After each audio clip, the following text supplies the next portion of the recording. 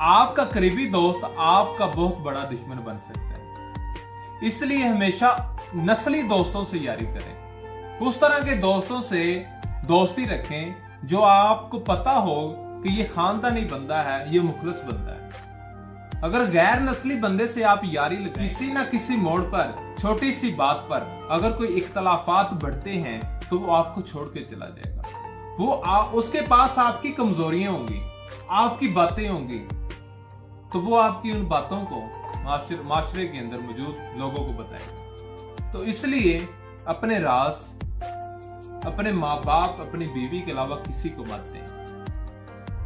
जो किसी का मुखलस दोस्त होता है उसके भी आगे दोस्त होते हैं। मेरी बात को हमेशा याद रखना। जो आपका मुखलस दोस्त होता है उसका भी आगे दोस्त होता है। हर एक दोस्त का दोस्त जरूर होता है और वो बात उसको जरूर बताता है।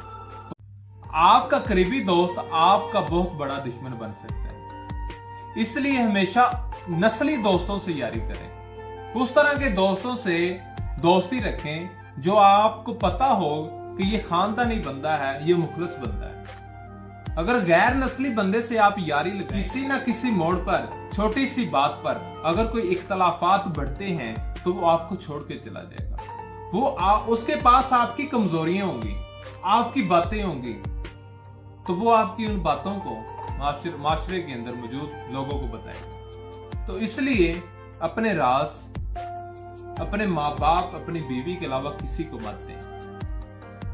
जो किसी का मुखलस दोस्त होता है उसके भी आगे दोस्त होते हैं। मेरी बात को हमेशा याद रखना।